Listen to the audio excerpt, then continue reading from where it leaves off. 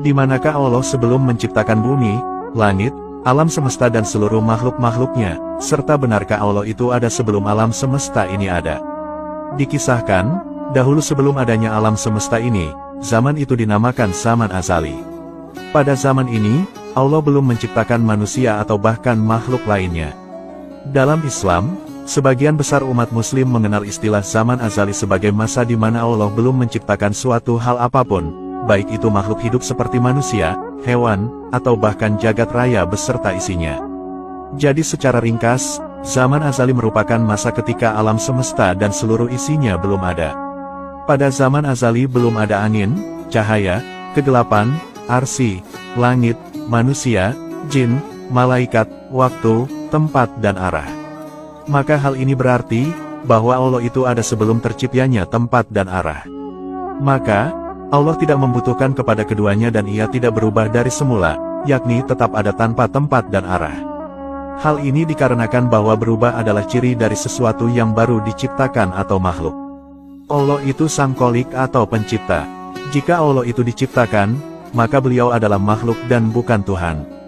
Maka dari itu, Allah itu adalah sang pencipta, dan bukan diciptakan. Allah subhanahu wa ta'ala itu ada dengan sendirinya, dan tidak ada yang mengadakan atau menciptakannya. Allah subhanahu wa ta'ala menciptakan alam semesta ini karena kehendak sendiri, berdiri sendiri, dan tanpa minta pertolongan siapapun.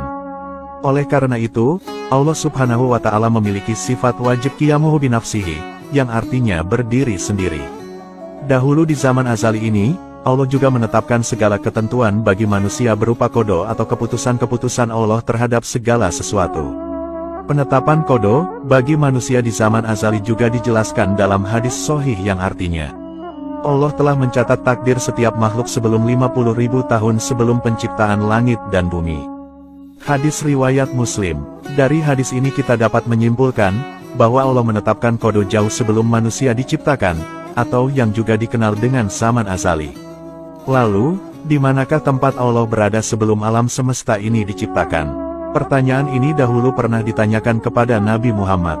Dalam suatu hadits riwayat Imam Ahmad disebutkan, dari Waqi bin Udus, dari pamannya yaitu Abu Razin ia berkata, aku berkata, wahai Rasulullah, di manakah Tuhan kita yang maha mulia sebelum menciptakan makhluknya?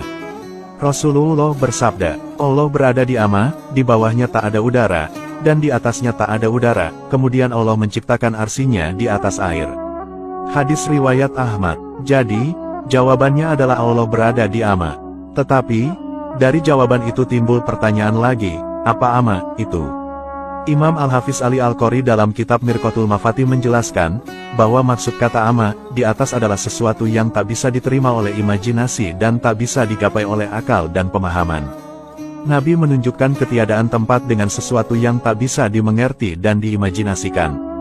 Dan, juga menunjukkan ketiadaan sesuatu yang memuatnya atau udara yang melingkupinya. Istilah ini secara mutlak dimaksudkan pada suatu kekosongan murni yang merupakan istilah bagi ketiadaan jisim atau materi. Dengan ini dapat dipahami, bahwa Nabi Muhammad hendak menunjukkan bahwa Allah itu tidak bertempat dimanapun sebab saat itu yang ada hanyalah Allah sendiri.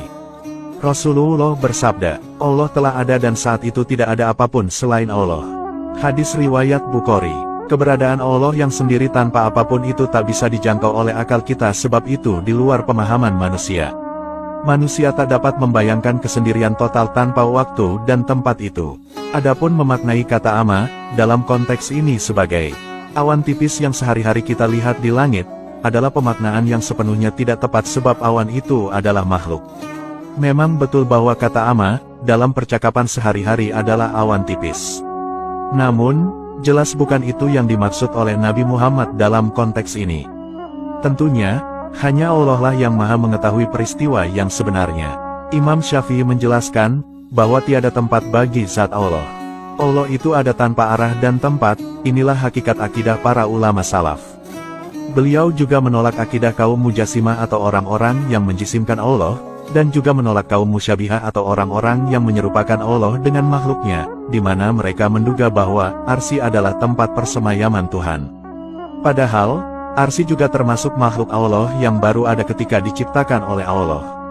Lagi pula, sifat-sifat kesempurnaan Allah telah ada sebelum adanya arsy dan segala makhluk lainnya. Allah menciptakan makhluknya atau tidak, ketuhanannya sudah meniscayakan adanya kesempurnaan, karena kalau tidak sempurna, tidak mungkin kita meyakini Allah itu sebagai Tuhan kita. Artinya, kesempurnaan Tuhan itu bukan sesuatu yang datang dari luar, sehingga Tuhan baru dikatakan sempurna kalau alam ada dengan adanya Tuhan. Alam semesta ada atau tidak ada, Allah tetap sempurna dengan seluruh kesempurnaan sifat yang dimilikinya. Di antara kesempurnaannya, Allah tidak berada dalam waktu dan tidak terikat dengan ikatan waktu. Hal ini karena beliau tidak berwaktu. Wallahu a'lamu bishawab.